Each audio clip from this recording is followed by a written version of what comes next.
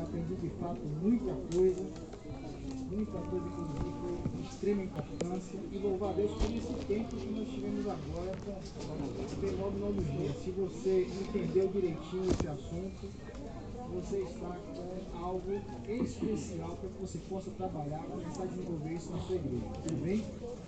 Eu me lembrei muito, eu queria que vocês prestassem bem atenção nisso, eu me lembrei muito de 1 Crônicas, capítulo número 12, quando, ouçam isso em nome de Jesus, entendam isso, quando Davi reúne as tribos, ele vai subir a Jerusalém, se eu não me engano, lá pelo versículo 32, o texto fala da tribo de Isacar.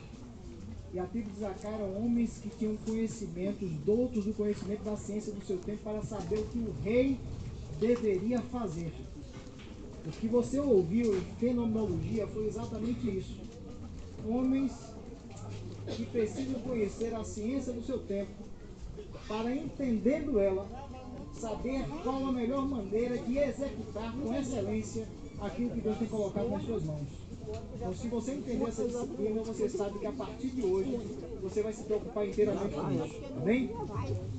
Eu quero agradecer ao Senhor pela vida do pastor Itamar, pela vida da missionária Alda. Eles são queridos nossos, pessoas que têm um carinho e um respeito muito grande. Eu casei no mês de agosto, quando foi no mês de janeiro do ano seguinte, eu estava na missão Amém, juntamente com os missionários. Ali nós nos conhecemos e ali Deus trabalhou muito com as nossas vidas. Foi ali que eu conheci a ele, conheci o pastor Wilton, e estivemos juntos durante esse tempo e foi um tempo muito precioso para nós. São 23 anos de conhecimento que eu tenho desse casal, dessa família. Eu sei que nós estamos diante de um projeto muito sério, tá bom? Amém. Com certeza. Eu estou percebendo que as pessoas estão um pouco ativas em relação a esse processo. Eu não sei se eu deveria dar alguns minutos para que vocês voltassem. Ou o que a gente vai fazer exatamente. Algumas pessoas vão embora. Ah, tudo bem então. Deus abençoe. Então vamos trabalhar com quem está aqui de fato. Tá bem? Bem, foi me passado a missão, que não é muito fácil, de apresentar a importância da teologia no exercício missionário. Eu queria começar com os irmãos lendo 2 Timóteo, capítulo número 3. Se você puder abrir a sua Bíblia comigo, eu queria, a partir desse texto, trabalhar algumas coisas que eu penso ser importante nós trazermos como noção desse propósito que nós temos em tratar sobre esse assunto. Tá bem? 2 Timóteo, meu nome é Aliel. 2 Timóteo, capítulo de número 3. Eu quero ler com os irmãos do versículo número 10 até o versículo número 17. Amor, se você não se importar, você pega meu óculos ali na pasta? Por favor.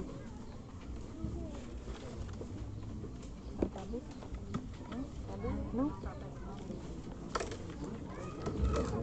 Diz assim a palavra do Senhor, espero que todos sejam abertos. Tu, porém, permanece naquilo que aprendeste e que foste inteiramente formado, sabendo de quem o tens aprendido. Perdão, o versículo 14, deixa eu começar do versículo 10. Agora com o óculos fica mais fácil. Tu, porém, tens seguido a minha doutrina, modo de viver, intenção, fé, longanimidade, amor, paciência, perseguições e aflições, das quais me aconteceram em Antioquia, em Icônio, em Listra, e quantas perseguições sofri, e o Senhor de todos me livrou. E também todos os que piamente querem viver em Cristo Jesus padecendo perseguições. Mas os homens maus e enganadores irão de mal a pior, enganando e sendo enganados. Versículo 14. Tu, porém, permaneces naquilo que aprendeste, que foste inteirado, sabendo de quem o tens aprendido, e que desde a tua meninice sabes as sagradas letras e que podem fazer-te sábio para a salvação, pela fé que há em Cristo Jesus. Versículo 16.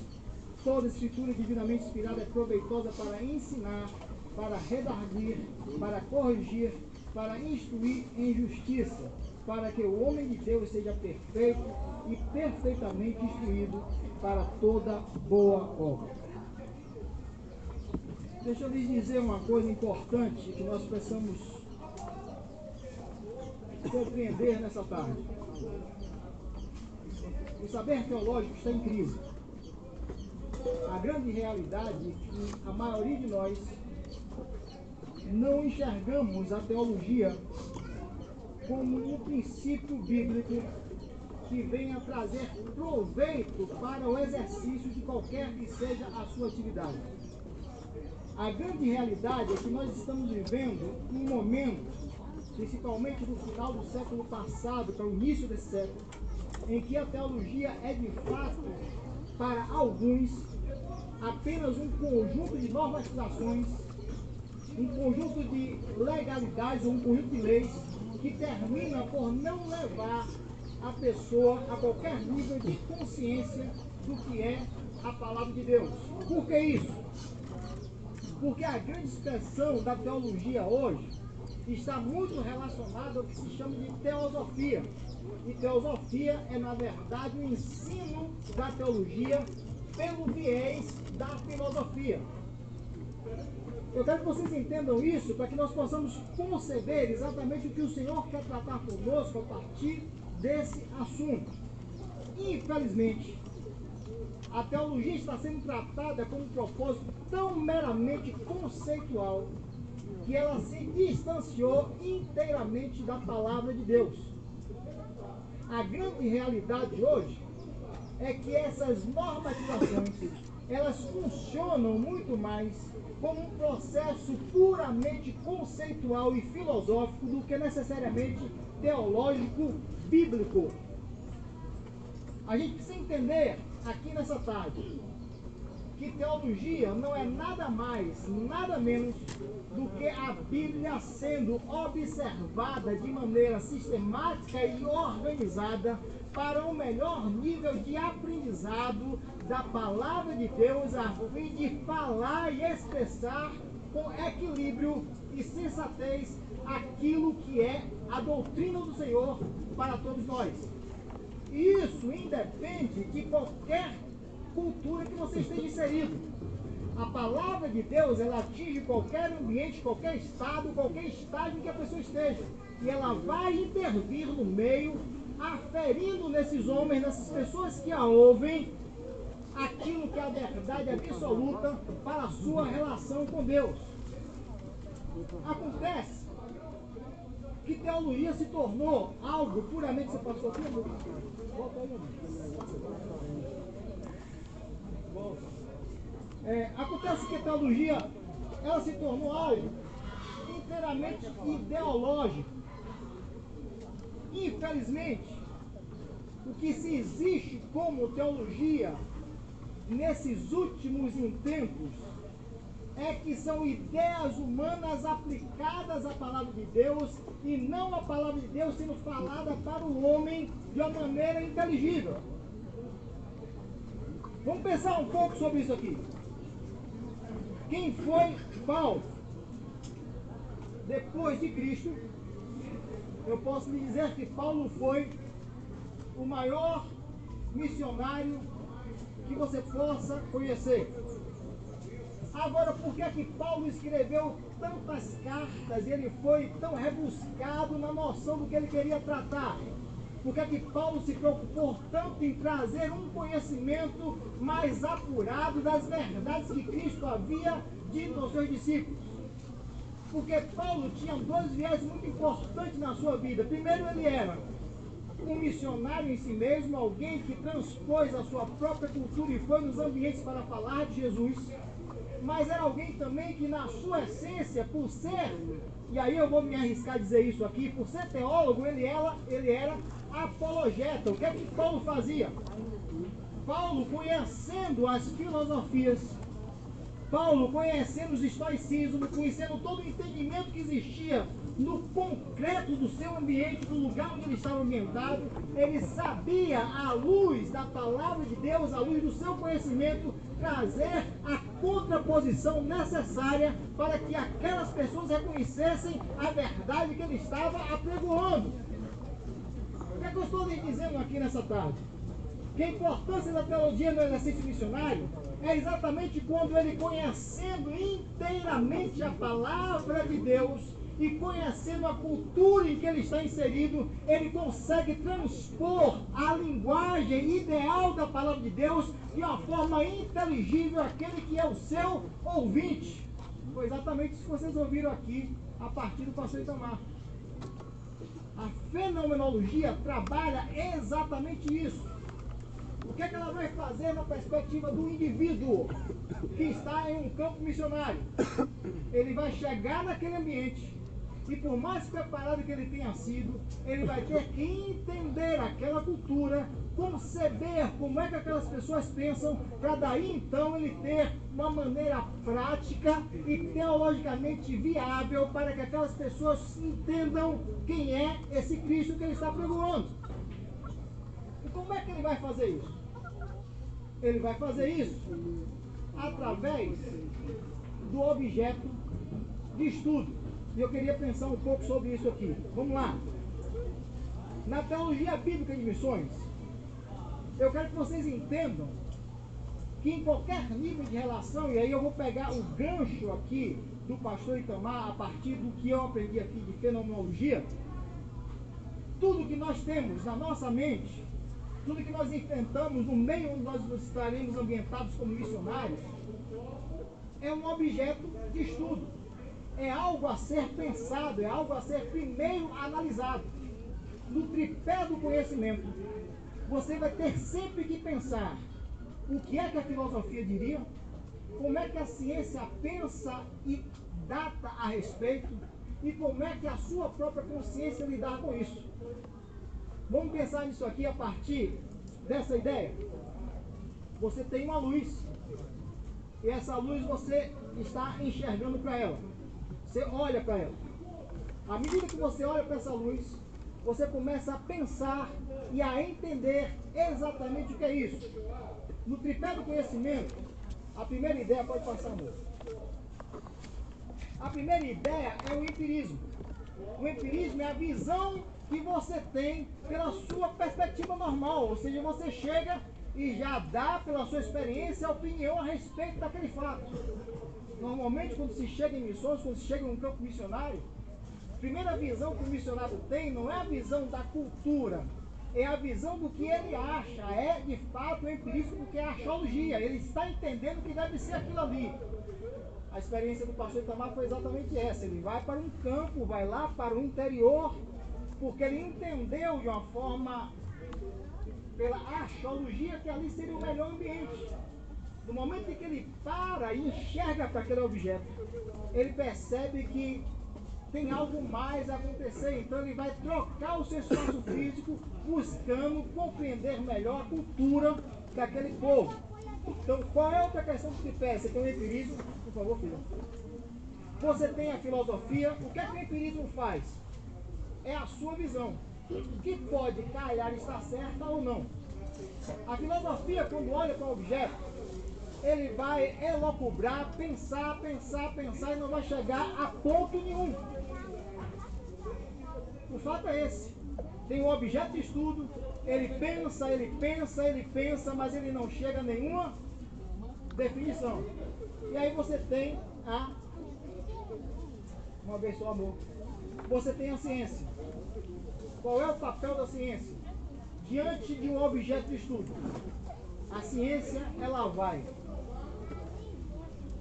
buscar os dados, fazer a pesquisa, de preferência até dissecar aquele objeto, para entender exatamente como aquilo funciona, para daí então ele ter um posicionamento. Então o tripé do conhecimento seria ou o empirismo, ou a filosofia, ou a ciência. Aí existe algo que nós precisamos conceber nessa tarde que é de extrema importância para a gente. Muda aí, amor. Mas existe a teologia. Qual é o papel da teologia diante do conhecimento? O papel da teologia diante do conhecimento é que todo ou qualquer objeto de estudo, ele deve ser, na vida do pastor, na vida do missionário, na vida do cristão, peneirado segundo o princípio da palavra de Deus. Então o que é que a teologia faz? Ela olha para aquele objeto e ela vai sobre uma cosmovisão cristã, sobre um princípio cristão, definir qual é o melhor ponto e qual é a melhor forma de ser tratado sobre aquela situação. O que é que eu estou dizendo para vocês aqui? Eu estou dizendo que a teologia bíblica, ela é definitivamente o melhor ponto que você tem para conseguir chegar a qualquer objetivo que o Senhor tenha de maneira lúcida e clara para com a sua vida, porque a teologia vai fundamentar todas as suas ações a partir daquilo que a palavra de Deus define como verdade. Agora, vamos pensar nisso da seguinte forma. Paulo, ele estava em uma situação de crise quando ele escreveu a segunda carta a Timóteo. E você vai ver que no capítulo 1 e no capítulo 2, Paulo ele vai tratar com Timóteo sobre a constância do ministério. Nesse momento, historicamente, Paulo está preso. Possivelmente, a carta nos faz algumas alusões, possivelmente preso e acorrentado.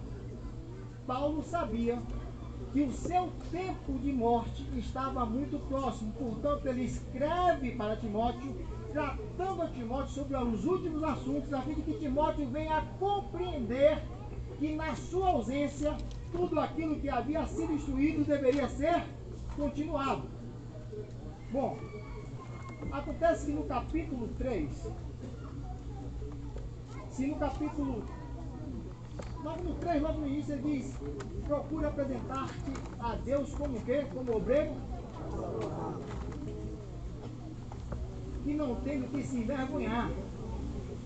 O que é que Paulo está dizendo aqui? Timóteo, entenda uma coisa, mano. No exercício do seu pastorado, qualquer que seja a atividade que você tenha, você precisa exercê-la com excelência. Paulo está dizendo, e aqui é o princípio da palavra teológica se aplicando à Bíblia.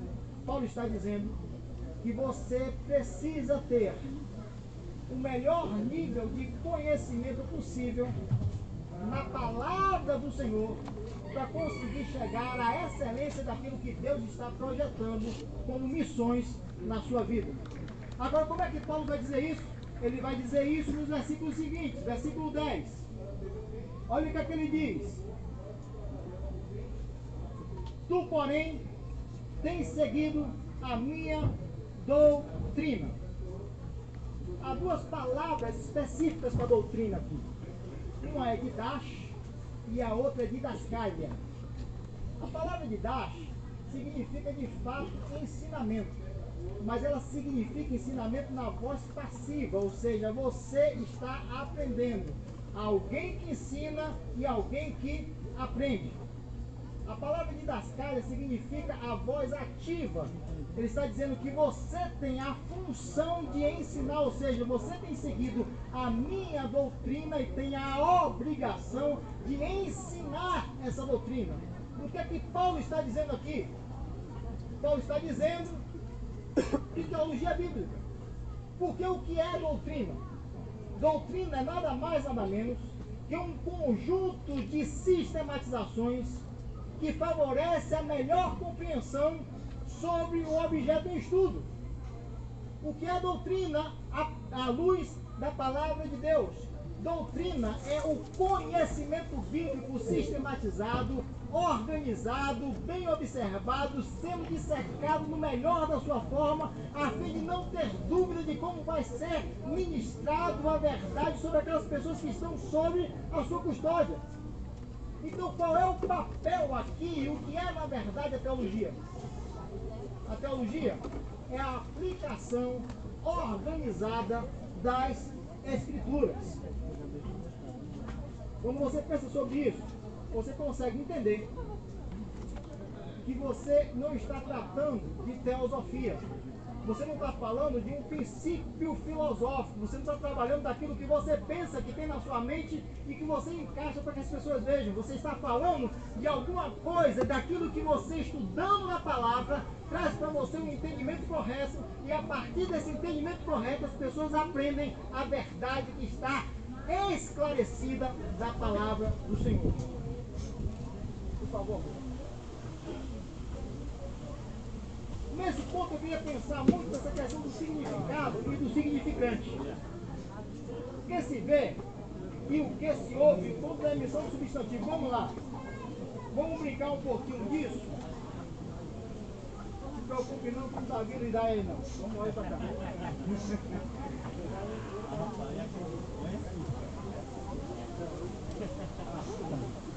Obrigado. Vamos pensar. Vamos ver se vocês aprenderam bem a aula do professor Itamar. Vamos pensar aqui. Fenomenologia. O que é que vem na sua mente quando se fala agora essa palavra? Fenomenologia, diga aí. Hein? Investigação. Hein? Profissional missionário. Isso é o significante.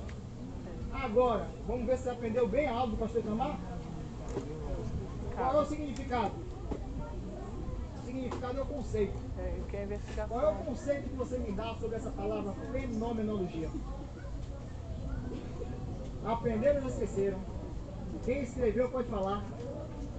Investigação, entendimento dos fatos. Pronto. Ligados à Eu obra estou dizendo para missionária. vocês que, infelizmente, eu quero que vocês entendam isso em nome de Jesus. Teologia, ouça isso. Não é bicho do mato, não é filosofia, não é empirismo, não é ciência. Teologia é a capacidade que nós precisamos ter de ler e estudar a Bíblia de maneira coerente e correta, a fim de que as pessoas que estão sobre a nossa tutela, não se preocupem não, que não mata não. Se fosse Jaco, eu ficaria preocupado. Pra não me perder, volta pra cá. Se cair aí, você para pra mim, viu? Deixa eu te preocupar, tá vendo, irmão? Tá vendo? Não é? Então, qual é o propósito de fato da teologia? É que você conheça a palavra de Deus com excelência. Vamos acabar com essa dúvida agora. Lucas, capítulo de número 28. Vamos lá?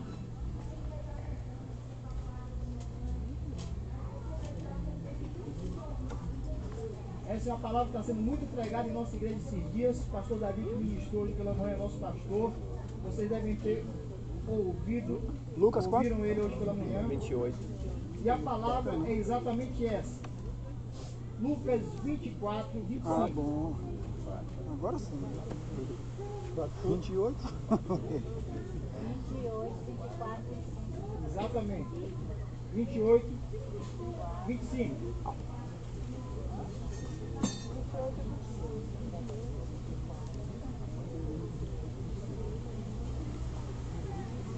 Olha o que aqui diz aqui a palavra do Senhor. 24 e 27, perdão. Ah, bom. 24 e 27 em Lucas.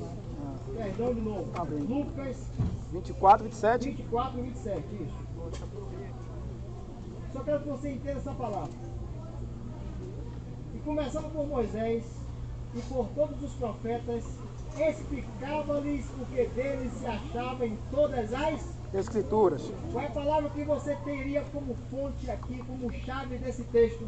E começando por Moisés e por todos os profetas, explicava-lhes o que deles se achava em todas as escrituras. Qual é a palavra-chave que você teria aqui? Escritura. Explicava-lhes. A palavra-chave aqui é explicar. E a palavra aqui, no grego, é de hermeneusen, que tem uma sua base na palavra hermenêutica. Ele está dizendo o seguinte, que o Senhor olha para aqueles homens e explica didaticamente, logicamente, organizadamente toda a palavra de Deus e vem descendo de Gênesis até chegar em Malaquias, a fim de que aqueles homens compreendessem quem era o Cristo. O que é que ele fez ali? Teologia. Ele fez exatamente isso, teologia. Quando você pensa sobre isso, queridos, pode passar, amor.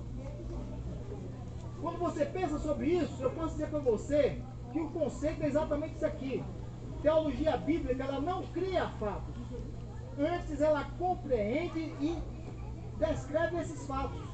Portanto, os fatos com que lida a teologia estão revelados na Bíblia. Então, teologia é uma ciência a partir de uma verdade estabelecida na palavra de Deus. Ponto. Não é bicho de 7 cabeças. E paz, meus senhores, se você vai para a história bíblica e você vê alguns comentaristas que tratam sobre a história secular e que fizeram alguns apontamentos sobre isso, vão lhe dizer que o conhecimento de Pedro e o conhecimento de Paulo, eles eram equiparados. E vão lhe dizer que ambos tiveram um processo muito grande de apresentação do ministério que o Senhor lhes delegou. No entanto, é Paulo que consegue pegar toda essa informação e transformar em cartas apologéticas para poder trazer àquele povo a verdade. Por quê? Porque Paulo tinha uma visão teológica encarnada. Então, ouçam isso em nome de Jesus. Qualquer que seja o ambiente que o Senhor lhe colocar no campo de missões, qualquer que seja a atividade que mais você se aproxime, porque enquanto missionário você tem algo que é muito vocacional. Você é um missionário, mas você sabe exatamente em que ambiente, em que área você vai trabalhar. Você sabe que você é multifuncional, sim, que aonde te colocar você vai ter que render. Mas você sabe, você conhece o seu potencial e sabe que tem uma área em especial que você vai se desenvolver melhor. Isso é fato. Mas isso não lhe tira o direito de não conhecer e dominar, dentro daquilo que é possível, as Escrituras. Você precisa amar, aprender, desejar, querer, comer, se alimentar da palavra de Deus. Amém. Por quê? Não tem problema não, deixa eu falar. Vamos lá. Por quê? Porque a cosmovisão bíblica de missões se chama Cristo. Quando você vai lá para o texto que está em João 1,29, o que é que João Batista diz quando ele olha para Cristo? Está sendo batizado, vai chegar para ser batizado, e ele faz o quê? Eis aí, Cordeiro de Deus. que tira o... Vamos lá, eis aí, O Cordeiro de Deus que tira o pecado do mundo. foi que a gente aprendeu em fenomenologia agora, que o missionário vai falar para quê? Para ganhar Alma. Eis aí o Cordeiro de Deus. O que eu trago para vocês é o Cordeiro de Deus que tira o pecado do mundo. Esse é o princípio da teologia e é nesse princípio que se fundamenta toda a perspectiva do missionário. Ele existe para, conhecendo a palavra, apresentar a Cristo. Amém. Não pode ser diferente disso, não. Você tem a sua vida pessoal, sim. Você vai ter que pensar em você no contexto de missões, sim. Quando você chega em missões, naturalmente você acaba toda aquela especulação romântica que existe em vocês. Deixa eu contar uma experiência muito minha aqui, mas minha esposa, enquanto a gente continua aqui, para que vocês entendam essa questão. Eu dava aula em uma faculdade, dava aula em uma escola e ainda fazia mais uma graduação em Salvador. E surgiu uma igreja em Santo Estevão, não sei se tem alguém de Santo Estevão aqui, pertinho, a 34 quilômetros. Meu pai era pastor de lá. E surgiu uma igreja que precisava de alguém para pastorear essa igreja. E o grande lance dessa igreja era o seguinte: é que ela vivia no meio do nada. Para você ter uma ideia, o nome dessa igreja era Fazenda Brejo. Se eu falo para você de Fazenda Brejo, o que é que você pensa? No breve mesmo. A questão do significante. Exatamente isso. E estava lá aquela igrejinha que ninguém queria. Teve um presbítero na época que olhou para mim e disse assim: mas rapaz, você é filho de pastor, você tem que ir. Era para essa segunda igreja aqui, que é maior do que o maior que tem no campo. Ele fica na sede e você fica nessa. Eu disse: rapaz, eu vou para onde Deus me mandar. O pastor me dirigiu para lá, eu fui. E eu fui para essa igreja. E quando eu cheguei lá, tinha apenas 5 pessoas. E a mais nova dessas 5 pessoas tinha em torno de 45 para 50 anos. Então eu tinha a mais nova de 45 para 50 anos e tinha o restante tudo acima de 65. As outras 4 eram 4 idosas. E eu tinha uma outra questão importante. Uma pessoa que estava doente na cama há mais de 6 anos e dando trabalho para a família. Eu fui lá nessa casa, eu não ia contar sobre isso não, mas já que eu estou passando, vou contar nessa casa, está ao vivo, né? Mas eu vou contar. Olhei para o irmão na situação, eu acho que eu não tenho a fé do pastor Itamar, e eu só fiz dizer ao Senhor: Senhor, ou o Senhor cura ou o Senhor leva, porque ele está sofrendo há 6 anos na cama. 2 dias depois o Senhor levou.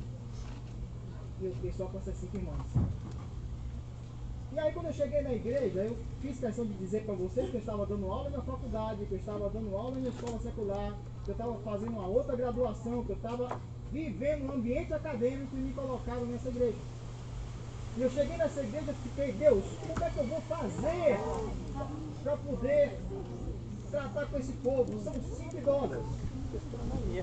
Aí o Senhor falou claramente no meu coração. Eu não sei como é que vocês ouvem a Deus, mas eu ouço por aqui. Tem gente que ouve por aqui, eu ouço por aqui. Não sei como, não explicação não, mas o Senhor falou aqui.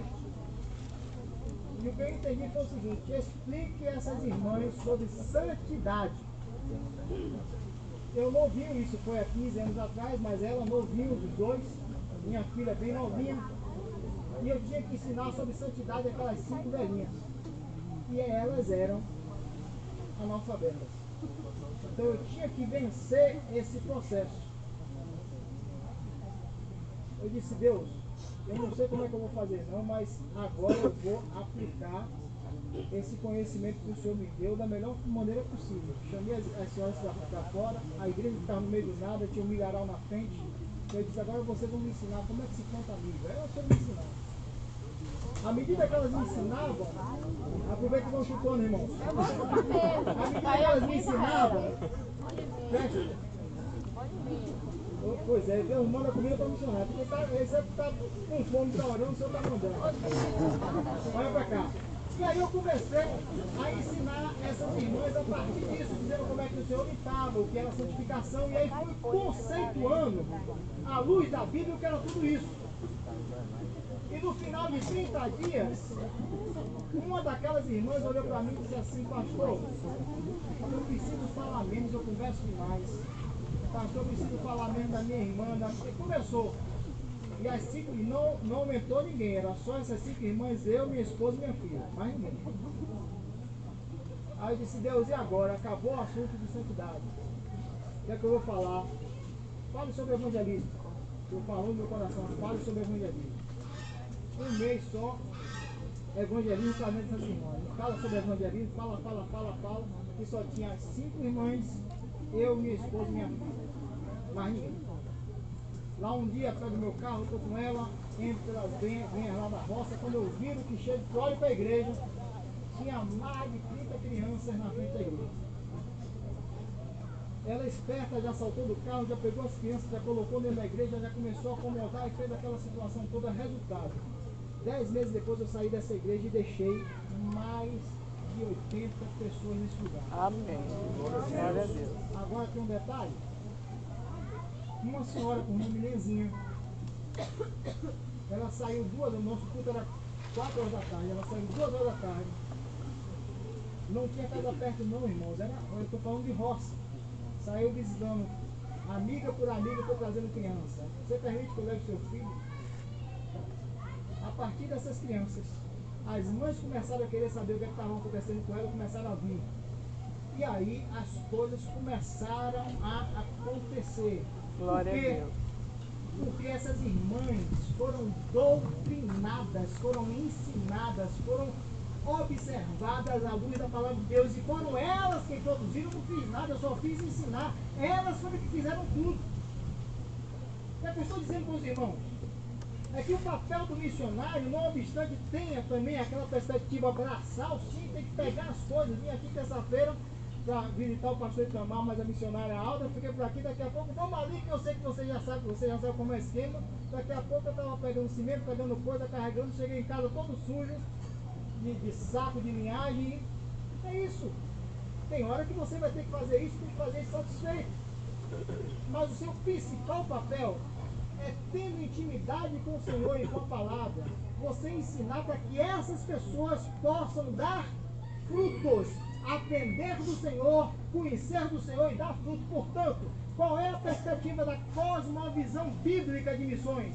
É que eu preciso ter conhecimento da palavra, ter intimidade com Deus, ter vida de santidade, e aonde quer que o Senhor me plantar, qualquer que seja o ambiente que o Senhor me colocar, eu estarei ensinando, e essas pessoas serão frutificadas a partir da palavra de Deus. Portanto, a teologia é sim, a teologia bíblica é importante na vida do missionário. A partir disso, eu queria que os irmãos abrissem aí Mateus 28, 16 a 20. Quem já sabe esse texto de cor aqui? Mateus 28, 16 a 20. Quem sabe? Quem já ouviu falar sobre esse texto aqui?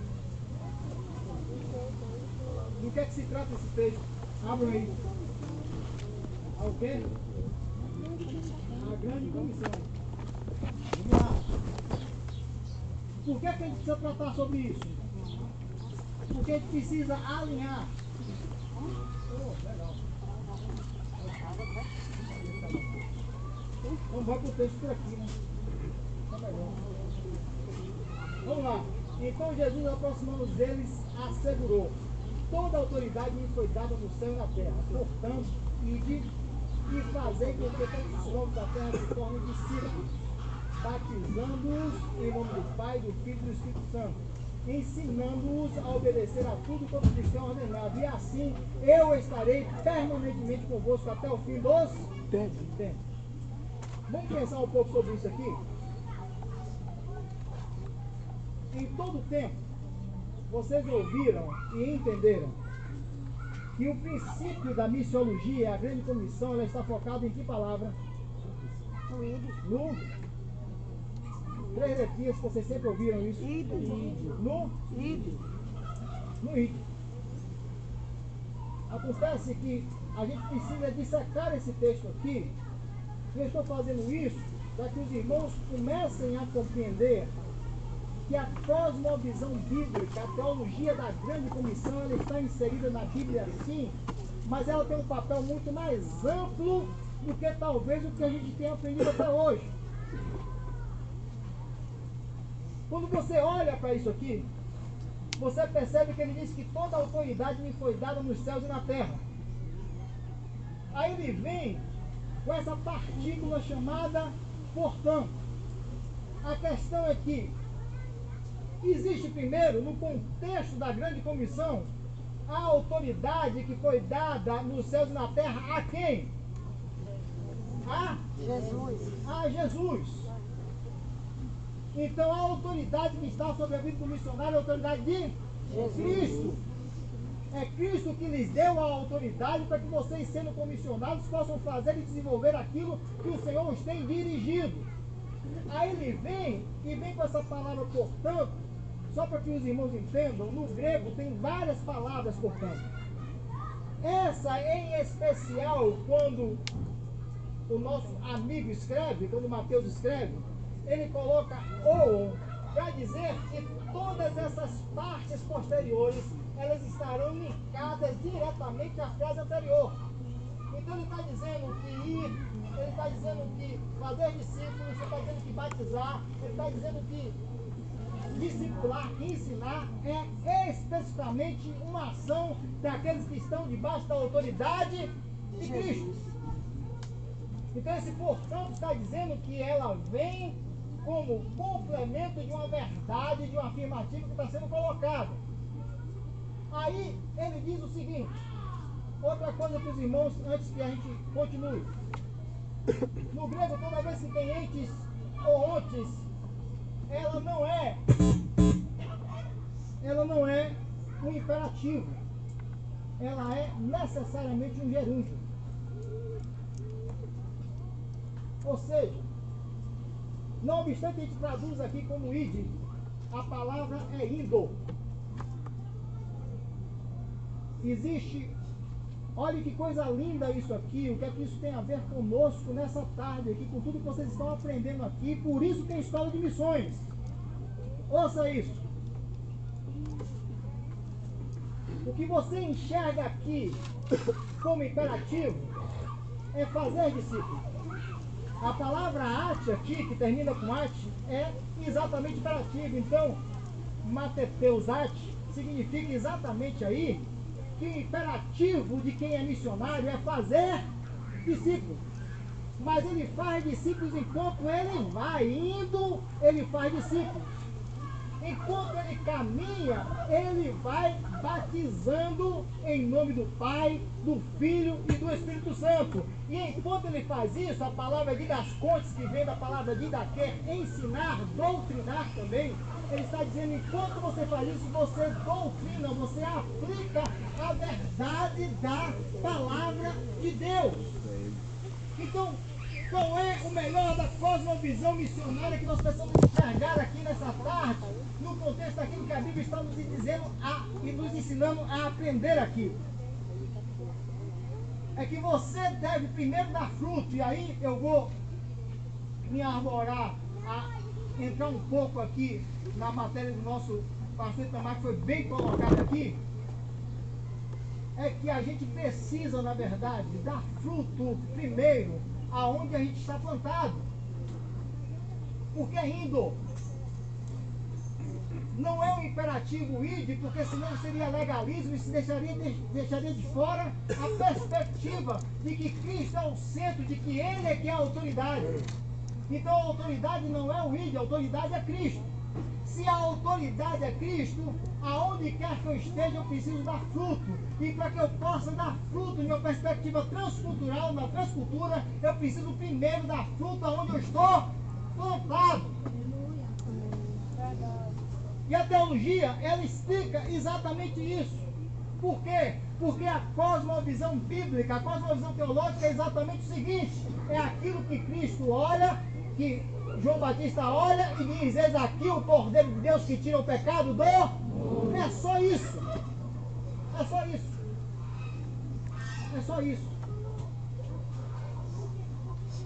Entenda uma coisa em nome de Jesus. Para que você se sente nesse banco hoje aqui e passe esse dia inteiro, com certeza você tem algo de especial de Deus que está queimando no seu coração. Para que você viva esse momento aqui, para que você se permita ouvir tudo isso hoje, durante esse dia, todas as palavras, e você anotar e você escrever, exatamente porque tem algo que queima, algo que aquece, algo que de fato faz acontecer na sua vida. Agora deixa eu lhe dizer uma coisa muito simples. Primeiro aprendizado que você precisa ter é amar inteiramente a palavra de Deus, viver a palavra de Deus, querer a palavra de Deus, se alimentar da palavra de Deus, se permitir ser trabalhado pela palavra de Deus. A palavra de Deus tem que estar inteiramente na sua vida, no seu deitar, no seu levantar, onde quer que você coloque os seus pensamentos. A palavra de Deus tem que ser o princípio que estabelece as suas realizações. Ou você pensa sobre isso, ou você pode ser até alguém que vai chegar lá na frente e se tornar um grande obreiro, fazer uma grande obra, mas Deus não está nesse negócio, porque a palavra de Deus não está em você.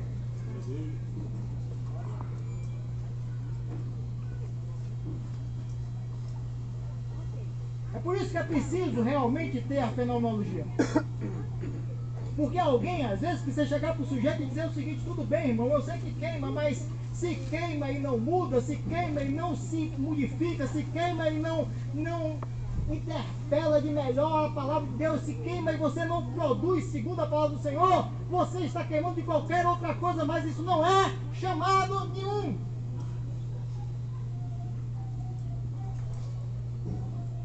É preciso entender sobre isso, queridos. Porque, biblicamente, eu quero que os irmãos entendam isso, todos nós somos vocacionados. Mas uma coisa é ser vocacionado, outra coisa é um ensino vocacionado estar sendo dirigido para um projeto específico chamado Missões Transculturais. É preciso pensar um pouco sobre isso. A gente vai um pouco mais adiante. Pode passar, amor. Pode passar. Eu usar dessa forma, mas não precisa.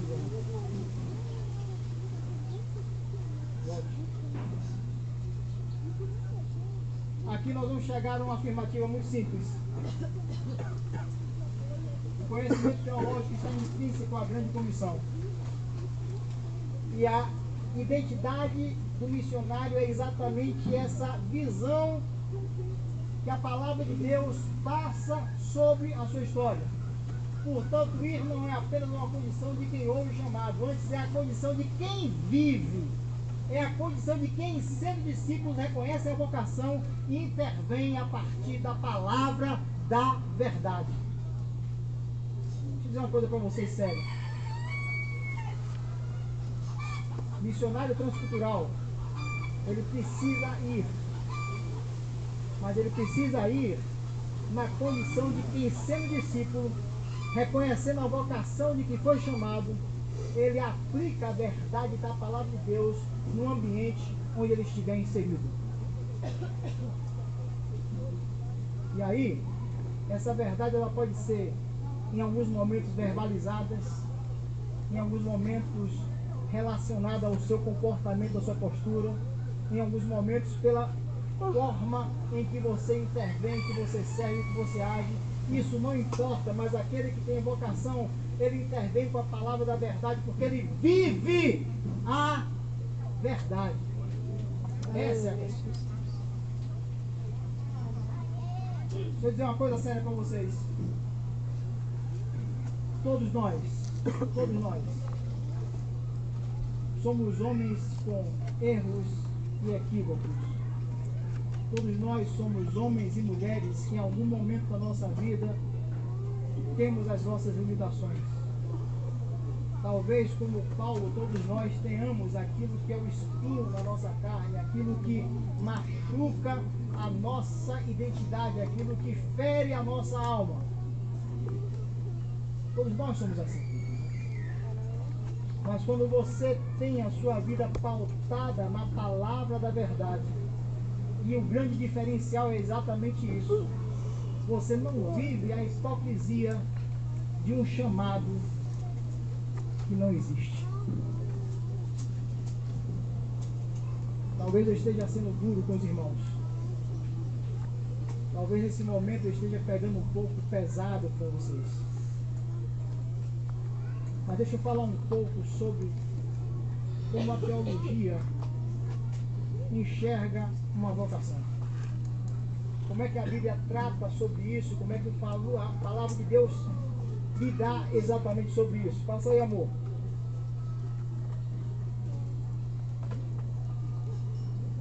Deixa eu pensar um pouco. Eu quero que os irmãos abram aí Romanos 4. Eu quero ler do versículo de 1 a 4 com os irmãos.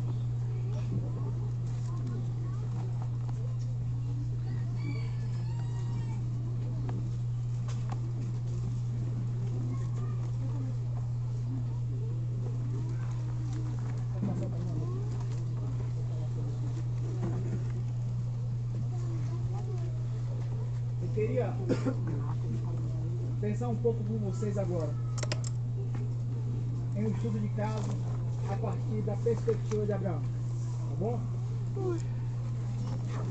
Se eu não me engano, lá no capítulo 12 do livro de Gênesis é quando acontece o chamado de Abraão, não é isso? Se estiverem mais certeza do que eu, me afirmem.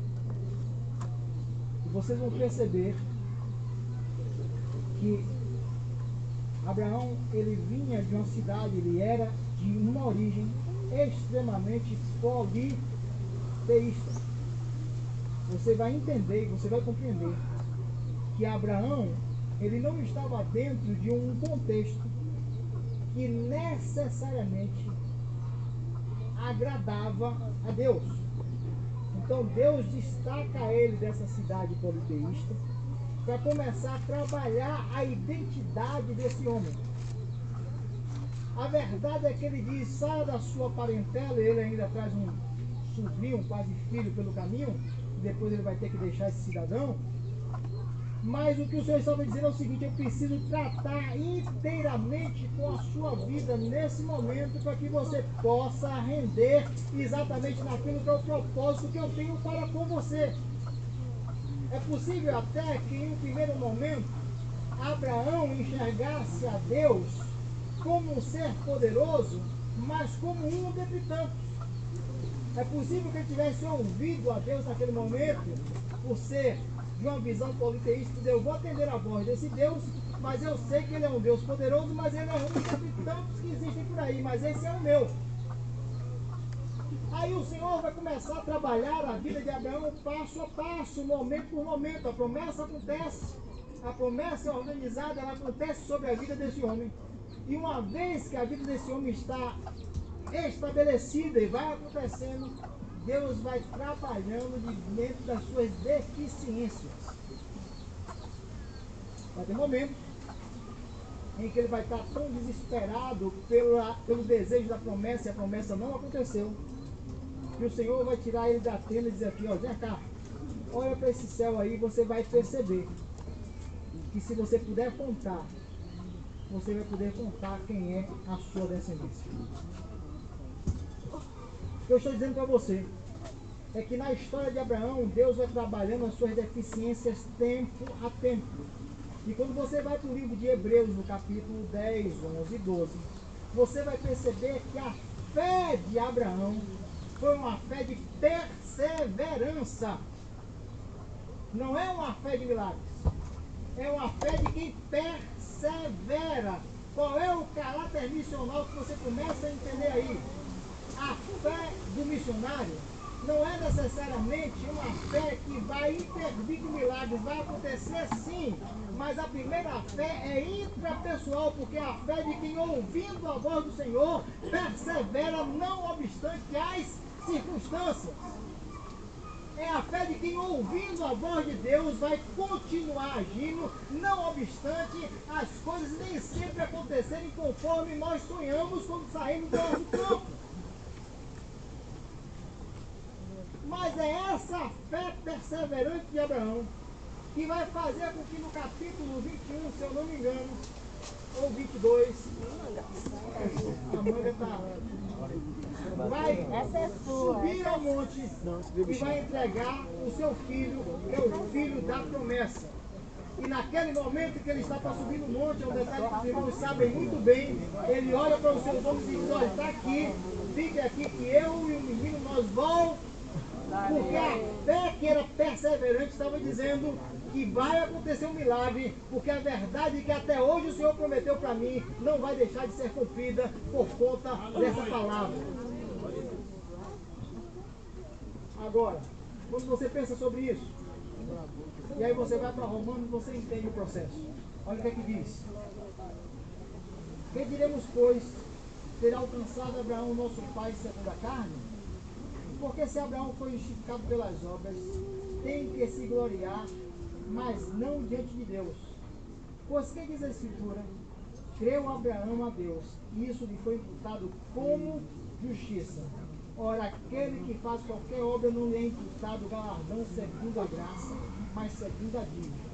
Mas aquele que não pratica, mas crê naquele que justifica o ímpio, a sua fé lhe é imputada como justiça. É o que Paulo está dizendo. Está dizendo que o primeiro ponto aqui.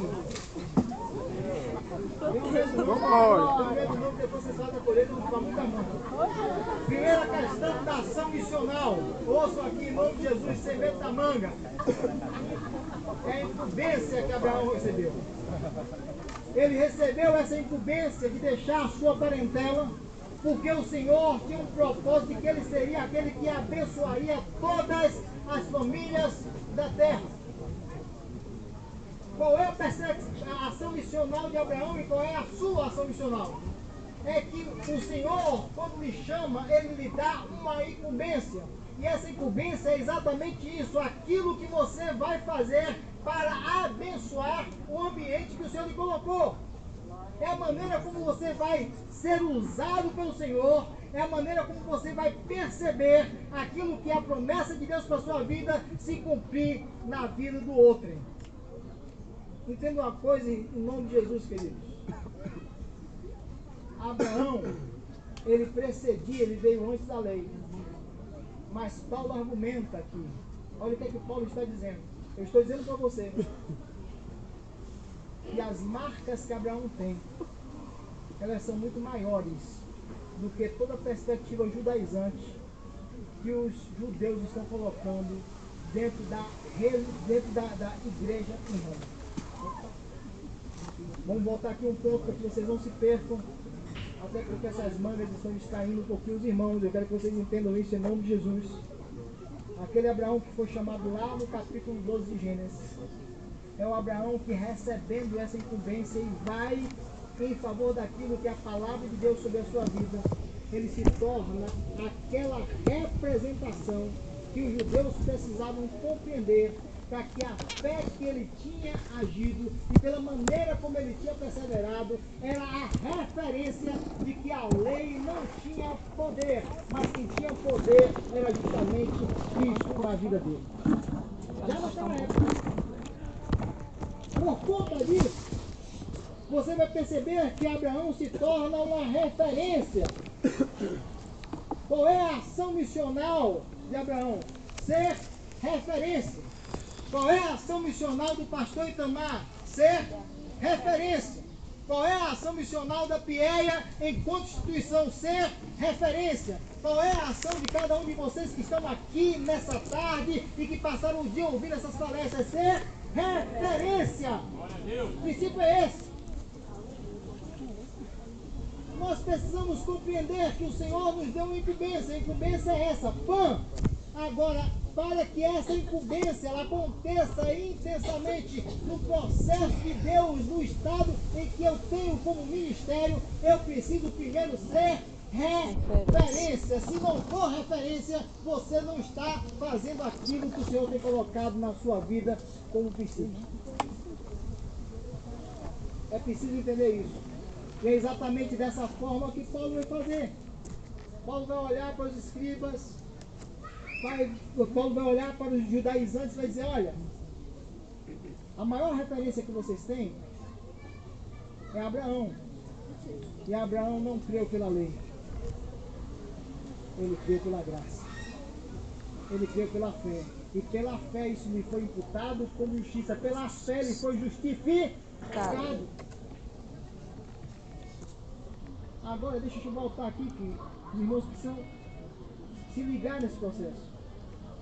Se o nosso tema é a teologia na vida do missionário, eu estou lhes dizendo que Paulo está aplicando um estudo teológico para explicar aqueles judeus que estavam tentando intervir na igreja em Roma, tornando aquele ambiente muito mais religioso do que cristão. Ele estava explicando à luz da palavra do Senhor que o princípio era a justiça pela fé em Cristo Jesus. O que é que ele está fazendo? Ele está doutrinando o povo por um sistema teologicamente bíblico, pela verdade. Ficou claro isso para os irmãos? Então olha para cá. A partir daí, Paulo vai dizer o seguinte: essa ilustração trata justamente sobre a justificação. Então, primeiro incumbência, segundo referência, e a partir daí ele vai explicar exatamente o que é justificação. E justificação é um tema, é uma palavra, é um assunto que vai estar inserido em qualquer que seja a cultura. por mais difícil que seja, por mais complicado que seja, quando você aplica a palavra de Deus, você vai dizer a ele que eles são justificados pela graça mediante a fé em Cristo Jesus. Esse assunto você vai ter que ensinar, porque você está a fazer discípulos. Eu quero fechar dizendo para os irmãos o seguinte: quando Paulo cita Abraão, cita Davi em todo esse texto, ele não está apresentando uma novidade. É essa a grande sacada que eu quero que os irmãos entendam. Teologia não é novidade, não é apresentar algo. Teologia é simplesmente apresentar o Cristo vivo e ressurreto. Aleluia. Aquele que morreu na cruz para que nós fôssemos salvos. O Cordeiro de Deus que tira o pecado do mundo. E é isso que a Bíblia nos ensina. E ele fala da justificação exatamente por esse viés. E a partir desse entendimento esclarecido, organizado, nós vamos dizendo e tratando a vida do outro. Um exemplo, e aí vou pegar esse exemplo do pastor Itamar. Ele fala sobre a questão da bigamia aí. Como é que você vai tratar sobre isso na vida de alguém que entende a bigamia de uma forma muito coerente, porque é a sua cultura, e que olha para a Bíblia, na palavra de Deus, e vai perceber que existiram homens que eram dessa forma? Como é que você vai explicar isso, se você não tiver jeito e conteúdo bíblico para mostrar exatamente o porquê daquela situação? Então, amados, deixa eu lhes dizer uma última coisa aqui para nós finalizarmos. Incumbência, referência, justificação, porque a nossa origem é a palavra de Deus. Se você entender que você precisa se alimentar da palavra, que você precisa comer a palavra, que você precisa viver a palavra, se você entender que essa palavra ela não é apenas algumas palavras que você anota na sua mente, que você sabe recitar de cor e que consegue colocar diretamente na vida daquele que você está evangelizando. Se você começar a pensar que a palavra de Deus é muito mais do que isso, que ela entra na vida do homem, ela muda a história do homem, você vai entender exatamente que essa palavra ela deve ser vivida todo o tempo. Sabe por quê? Porque o texto diz, e a gente volta para ele para encerrar, que toda a Escritura ela é inspirada por Deus. O primeiro princípio aqui é que a Escritura é inspiração do Senhor. E se a inspiração do Senhor é o melhor argumento que você tem em qualquer lugar que você esteja. Aleluia! Se a inspiração do Senhor é o seu argumento, é a palavra de Deus. Amém, glória a Deus. E porque é a inspiração do Senhor, que essa palavra é proveitosa. E deixa eu lhe dizer uma coisa muito séria. Ela é proveitosa para ministrar a verdade. Olha como é que Paulo diz aqui.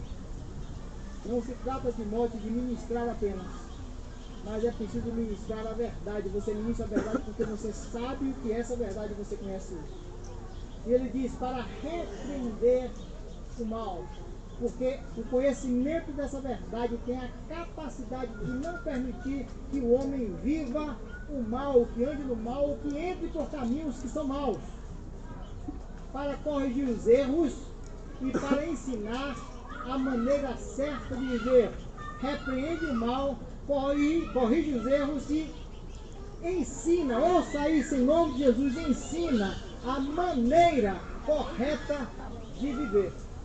Por fim, a fim de que todo homem de Deus tenha a capacidade e pleno preparo para realizar as boas ações. Ele finaliza dizendo o seguinte: qualquer que seja a sua ação missional, qualquer que sejam as suas boas ações, elas precisam especialmente das Escrituras inspiradas na sua vida e debaixo do seu entendimento. Se você entende isso, fique em pé em nome de Jesus. Oh, glória a Deus!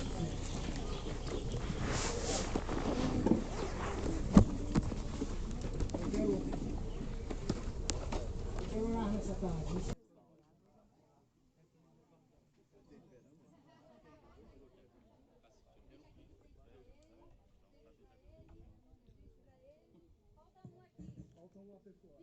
Ah, mas a gente foi lá em Campo Grande, não foi?